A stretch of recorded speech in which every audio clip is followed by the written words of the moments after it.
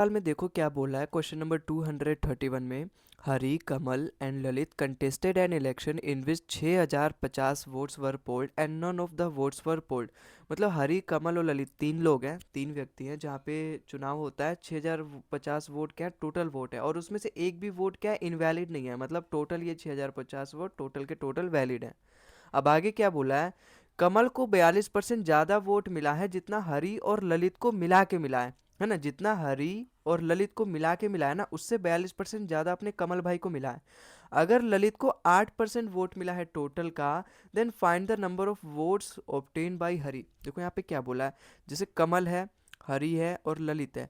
और यहाँ पे ललित का तो बता रखा है कि ललित को 8% वोट मिला है टोटल का। टोटल कितना है अपना 6050। अगर मैं यहाँ पे 6050 वोट का 8% निकालूं, जो कि होगा कितना भाई, 4% की फ्रैक्शन वैल्यू में जानता हूँ 1/25 होता है। अगर मैं इसकी 2 से मल्टीप्लाई कर दूँ तो 8% मिल जाएगा। इसका मतलब 2/25 इसकी फ्रैक्शन वैल्यू आ जाएगी। ठीक है, अब अगर मैं 6050 का 2/25 कर दूँ तो मुझे 8% की वैल्यू मिल जाएगी। तो देखो जा रहा है ये 25 दूनी 50, 10 बचा यहाँ पे और 105 हो जाएगा। तो 25 चौका 100, 25 दूनी 50, और अगर मैं इसकी इससे मल्टीप्लाई करूँ 484 आ रहा है। इसका मतलब ललित भाई को कितने वोट मिले हैं, 484 वोट मिले हैं। और देखो सवाल में टोटल क्या बोला था, कमिल को 42% ज़्यादा मिला है जितना इन दोनों को मिला है। और मुझे हरी के पास कितना वोट मिला है मुझे वो पूछ रखा है, लेकिन मुझे तो पता नहीं हरी का है कितना, हरी को मिले कितने वोट है। तो मैं यहाँ पे एक्स मान लूँगा कि अपने हरी भाई को एक्स नंबर ऑफ वोट मिले हैं। तो ये टोटल इनके पास जो भी आ जाएगा हरी और कमल के पास, उसका कमल को 42% ज़्यादा मिला है। इसका मतलब ये जो टोटल अपने हरी और ललित के पास कितने आए, x+484। इसका मतलब कमल को कितने मिल जाएंगे भाई, हरी प्लस में 484। ये हरी को और ललित को दोनों को मिला के मिला है। कमल को उसका 42% ज़्यादा मिला है। इसका मतलब कमल को कितना मिला है, 142%। आए समझ में। तो ये अपनी टोटल यहाँ पे अपना तीनों का आ गया कि कितना कितना वोट तीनों को यहाँ पे मिला है। अब देखो, जैसे टोटल ये सारे वोट मिले हैं, कमल को इतने वोट, हरी को इतने वोट, ललित को इतने वोट। अब ये टोटल कितने में से पड़े हैं, टोटल 6050 में से ही तो पड़े हैं। भाई इन तीनों का वोट अगर मैं प्लस करूँ तो टोटल 6050 ही तो आएगा, क्योंकि इन तीनों को वोट देने वाले कितने लोग हैं, केवल 6050 ही। और 6050 में से ही कुछ लोगों ने कमल को दिया, कुछ लोगों ने हरी को दिया, कुछ लोगों ने ललित को दिया। इसका मतलब अगर मैं इन तीनों का वोट को जोड़ दूं तो 6050 आने वाला है। तो जोड़ दो बस, इन इन तीनों को जोड़ दो, आपके पास जो भी आएगा वो 6050 के बराबर कर दो। फिर यहाँ से मुझे अपनी x की वैल्यू मिल जाएगी, और मुझे x की वैल्यू तो फाइंड करनी है क्योंकि हरी की जो वोट है, हरी के पास जो वोट है वो x नंबर ऑफ वोट है, और मुझे यही फाइंड करना है, find the number of votes obtain by Hari. तो यहाँ से मुझे x की वैल्यू मिल जाएगी। देखो मैं कॉमन ले सकता हूँ, x+484 यहाँ पर भी है, x+484 यहाँ पर भी है। तो मैं यहाँ पे कॉमन ले सकता हूँ x+484, और यहाँ पे कॉमन कैसे आएगा, यहाँ पे 142% आ जाएगा प्लस में 1। 142% को मैं 142/100 लिख सकता हूँ, बिल्कुल लिख सकता हूँ। और ये बराबर किसके है, 6050 के बराबर है। ठीक है, अब अगर यहाँ से एलसीएम लूँगा तो ये अपना टोटल किसके बराबर हो जाएगा बताओ। जब ये 100 ऊपर जाके मल्टीप्लाई होगा, जब आप यहाँ इसकी एलसीएम लोगे तो यहाँ पे ये प्लस में 100 हो जाएगा, और नीचे अपना एलसीएम कितना हो जाएगा, 100 आ जाएगा। और जब मैं ऊपर वाले को प्लस करूँगा तो यहाँ पे कितना आ जाएगा, 242। इसका मतलब यहाँ पे कितना आ गया, 242। मुझे तो x की वैल्यू फाइंड करनी है ना। एक्चुअली में ये पूरा इससे मल्टीप्लाइड है, ठीक है, क्योंकि मैंने x+484 को कॉमन लिया है। जब आप कॉमन लोगे तो देखोगे तो वही आएगा। ठीक है, एक बार आप खुद भी करके देखो, ऐसे देखने से काम नहीं चलेगा। कॉपी पेन लेके बैठो, खुद कोशिश करो करने की। अगर नहीं समझ में आ रहा फिर उसके बाद वीडियो का कंसेप्ट देखो। इसी तरीके से होती है मैथ की प्रैक्टिस। ठीक है, अब यहाँ से देखो 242 को मैं नीचे भेज दूंगा, 100 को ऊपर भेज दूंगा, तो आएगा क्या मेरा यहाँ पे। और फिर देखो देखो आता है, पहले पहले मैं यहाँ पे 242 को नीचे भेज देता हूँ, और 100 को ऊपर। 242 अपना नीचे आ गया और 100 ऊपर आ जाएगा। ठीक है, यहाँ से कट रहा है किसी, ये मैं बराबर कर दूंगा, यहाँ से कट रहा है कुछ। देखो 2 से जा रहा है, 2 1 2, 2 2 4, 2 1 2, 2 से जाएगा 50 बार में, है ना। लगभग ये 5 बार से जा रहा है। एक देखो 100, इसको आप ऐसे मान लो 100 प्लस में 21। 100 से जाएगा अगर 5 बार में तो 500 कट गया इसमें से, जीरो को तो अभी भूल जाओ। और 21 से अगर 5 बार में डिवाइड करूँ तो 21 से कितने बार में जाएगा, 5 बार में। 21 5 105। मैंने कैसे पहचाना, देखो यहाँ पे लास्ट में 1 है ना, 1 है। अभी तो जीरो को छोड़ दो, केवल ये जो अपना कंप्लीट नंबर है इसको देखो। एक से अगर मुझे 5 पे जाना है तो मैं 5 से मल्टीप्लाई करूंगा ना, तो मैं 121 से पूरा 5 बार में चल जाएगा, और जीरो एज इट इज इसके साथ आ जाएगा। तो 50 × 50 होता है कितना है, 2500। और इधर लेफ्ट साइड में 484 एज इट इज़ यहाँ पे रखा हुआ है। इसको जब मैं राइट साइड में लेकर आऊँगा तो माइनस का हो जाएगा। तो जब मैं 2500 में से 484 घटाऊंगा तो कितना आएगा, 2016। इसका मतलब एक्स की वैल्यू कितनी आ गई, 2016, और मुझे यही फाइंड करनी थी, हरी को कितने वोट मिले, 2016। ऑप्शन नंबर ए इसका बिल्कुल सही हो जाएगा। ठीक है, तो आई होप आपको ये समझ में आया होगा। मैंने बिल्कुल अच्छे तरीके से समझाने की कोशिश करी है। अगर अब भी आपको समझ में नहीं आ रहा तो वीडियो को थोड़ा पीछे करके देखो, डेफिनेटली आपको समझ में आ जाएगा। इससे आसान तरीका और नहीं हो सकता। ठीक है, आओ चलते हैं अगले सवाल पे। In an election there were two candidate, Ram and Soham. The total number of voters in the constituency was 85,800 and 80% of the total votes were polled. If 65% of the polled votes were cast in the favor of Soham, then how many votes were received by the Ram? देखो सवाल में क्या बोला है, दो लोग हैं राम और सोहम। टोटल वोट कितना है अपने पास, 85,800, जिसमें से केवल 80% लोगों ने ही अपना वोट दिया। यहाँ पे अपना वोट, यहाँ पे मतदाता कुल मतदान दिया केवल 80% टोटल वोट का। अगर 65% टोटल वोट का सोहम भाई के पास मिल गए तो how many votes were received by Ram. भाई अगर देखो टोटल 100% वोट है, अभी तुम भूल जाओ उसमें से केवल 80% लोगों ने वोट दिया और 20% लोगों ने नहीं दिया, ये सब भूल जाओ। टोटल वोट कितना है अभी, ये सब भूल जाओ। अभी पे केवल आप इतना याद रखो, मुझे पूछा क्या है भाई, टोटल अपने पास 100% वोट है। अगर उसमें से 65% अपने सोहम भाई को मिल गए, ठीक है, तो 35% बाकी के बचे राम भाई को मिलेंगे। और यही तो मुझे पूछा है 35% की वैल्यू, और ये 35% वैल्यू आएगा किसका, टोटल कितना वोट दिया उसका 35% ना। अब टोटल वोट दिया कितना गया भाई, 85,800 टोटल वोट यहाँ पे दिया गया है। 85,800 टोटल वोट यहाँ पे है, और उसका केवल 80% लोगों ने ही यहाँ पे वोट दिया है। 80% की फ्रैक्शन वैल्यू 4/5। इसका मतलब अब ये जो आ गया ना, ये मेरे पास आ गया टोटल वोट दिया कितना गया है। अब इसका 65% तो सोहम के पास चला गया, 35% राम के पास आया, और 35% यही तो मुझे फाइंड करना है, how many votes were received by Ram. Ram को कितने मिले, 35%। और किसका 35%, जितना वोट डाला गया। 35% की फ्रैक्शन वैल्यू होती है 7/20, क्योंकि 1/20 5%, 7 से 5 की मल्टीप्लाई करूँगा 35, तो 7/20 हो गया इसका 35% की फ्रैक्शन वैल्यू। तो अब मैं इसको कैलकुलेट कर लूँगा तो मुझे पता चल जाएगा अपने राम भाई को कितना वोट मिला है। देखो 20 × 5 = 100 होता है, 100 से ही 00 कट जाएगा बिल्कुल, है ना। लास्ट में अगर मैं यूनिट डिजिट मैच करूँ, 7 4 = 28, 8 8 = 64, तो आगे कुछ भी आए लास्ट में 4 तो आना ही है। तो ऑप्शन बी तो आने वाला नहीं है, ऑप्शन डी भी नहीं आने वाला, दो ऑप्शन में फंस गया मैं, है ना। देखो 4 से मल्टीप्लाई हो रहा है, इसका मतलब जो लास्ट वाली डिजिट होगी, लास्ट की 2 डिजिट, मैं डिविजिबिलिटी रूल चेक कर सकता हूँ 4 का। अगर लास्ट वाली 2 डिजिट 4 से जाएगी तो वो नंबर 4 का मल्टीपल होता है। और यहाँ पर एक ही है, ऑप्शन नंबर सी इसका बिल्कुल सही हो जाएगा, क्योंकि ये लास्ट का 2 डिजिट 34 4 से नहीं करता, तो 24 करता है। ऑप्शन नंबर सी इसका बिल्कुल करेक्ट हो जाएगा। ठीक है, तो आई होप आपको ये सवाल भी समझ में आया होगा। अगले सवाल पे चलते हैं। यहाँ पे देखो क्या बोला है, 70% of the students in a class are girls and 70% of the girls have chosen soccer and there favourite sport. ठीक है, यहाँ पर ये जानना जरूरी नहीं है कि सोकर क्या होता है, जबकि ये जानना जरूरी है आखिर कितने परसेंट गर्ल्स जो है उन्होंने सोकर यूज़ किया है, सोकर उनका फेवरेट गेम है। If 98 girls have chosen soccer as their favourite sport, then what is the total number of students in the class. देखो टोटल एक्चुअली में यहाँ बोल क्या रखा है और हमसे पूछ क्या रखा है। यहाँ पे बोला गया है सपोज अपने पास 100% क्लास में टोटल बच्चे हैं, जिसमें से 70% क्या है, 70% है गर्ल्स, बाकी के बचे बॉयज़ अपने 30% हो जाएंगे। ठीक है, अब यही अपना डिवीज़न इस तरीके से किया, और बोला क्या है 70% of the girls have chosen soccer as their favourite sport and 98 girls have chosen इसको सोकर। मतलब एक बार परसेंटेज में दे रखा है और एक बार उसी को रियल नंबर में दे रखा है। भाई 70 का 70% जो है, मतलब 70% गर्ल्स है, उनकी 70% लोगों ने सोकर चूज़ किया है, मतलब 70% गर्ल्स है, उसका 70% सोकर चूज़ किया उन्होंने, उनका फेवरेट गेम सोकर है। तो 70 का 70% अगर मैं निकालूंगा, परसेंट से दोनों जीरो कट जाएंगे, 49, इसका मतलब 49% जो गर्ल्स हैं टोटल, उन्होंने सोकर यूज़ किया है, सोकर उनका फेवरेट गेम है।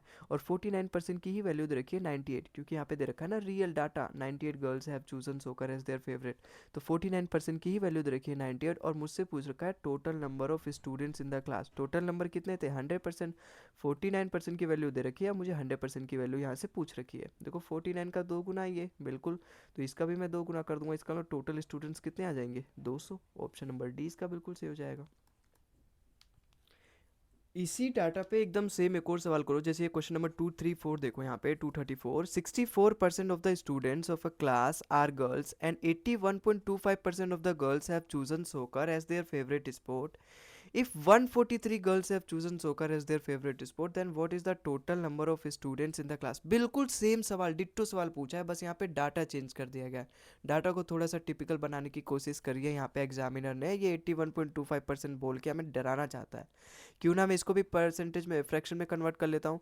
भाई 81.25% को अगर मैं फ्रैक्शन में कन्वर्ट कर लूँ, यहाँ परसेंटेज से नीचे 100 आ जाएगा, बिल्कुल आ जाएगा, और ये परसेंटेज से यहाँ पे फिर से नीचे आ जाएगा।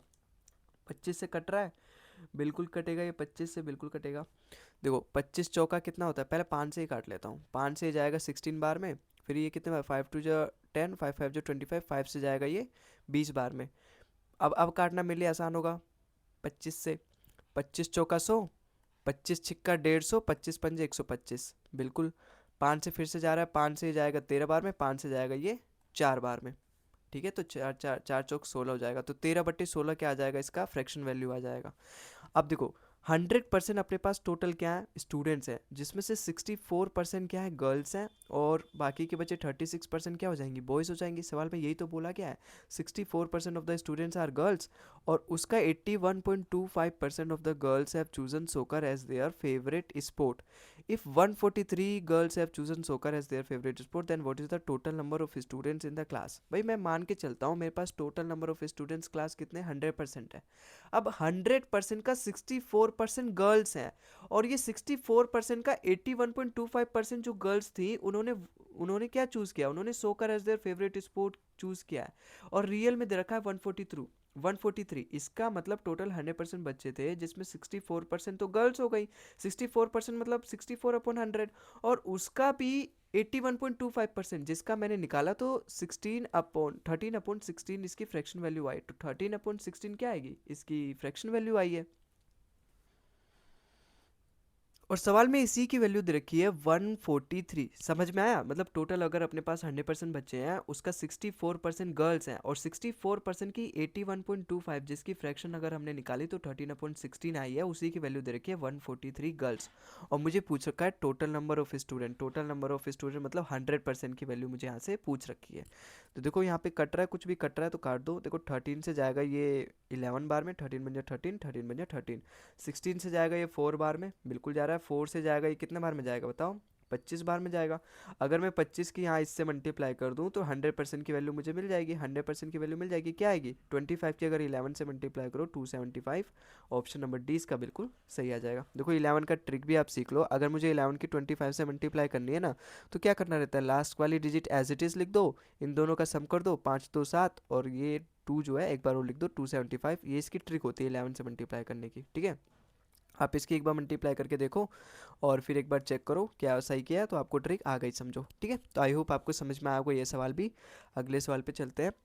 The production of rice increase by 10% after 1 year, and in the next year it was increase by 22%। In the third year it increase by 5%. What overall change in the percentage has been there in the production in 3 years from the original production? देखो यहाँ पे कुछ नहीं है, हमें यहाँ पे जो सक्सेसिव परसेंटेज का कंसेप्ट है ना, बस वही लगाना है। यहाँ पे पहले बोला गया जो राइस है, प्रोडक्शन ऑफ राइस है, पहले 10% बढ़ाया गया, फिर अगले साल नेक्स्ट साल 22% बढ़ाया गया, फिर तीसरे साल 5% बढ़ाया गया। तो टोटल हमें बताना है कि पहले जितना हम प्रोड्यूस करते थे ना, 3 साल बाद कितना बढ़ चुका है, कितना चेंज आया एक्चुअली ओरिजिनल जो भी प्रोडक्शन है उसमें।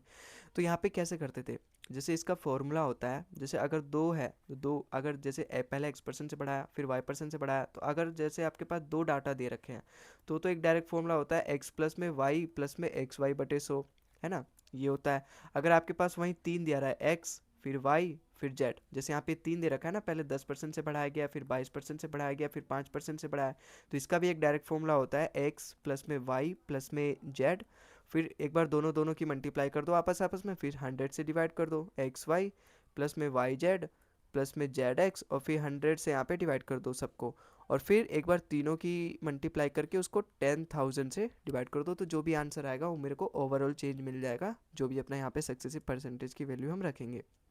तीसरा एक और तरीका होता है जो आप मल्टीप्लाइंग फैक्टर से कर सकते हो, लेकिन यहाँ पे डाटा देखो 22% दे रखा है ना। सपोज 10%, 5% तो मल्टीप्लाइंग फैक्टर बहुत निकालना आसान है ना, इजीली मैं निकाल सकता हूँ, लेकिन 22% में 11 छुपा होता है, तो इसका मल्टीप्लाइंग फैक्टर क्या आएगा, 11/50, जो कि मेरे लिए थोड़ा सा टिपिकल हो जाएगा।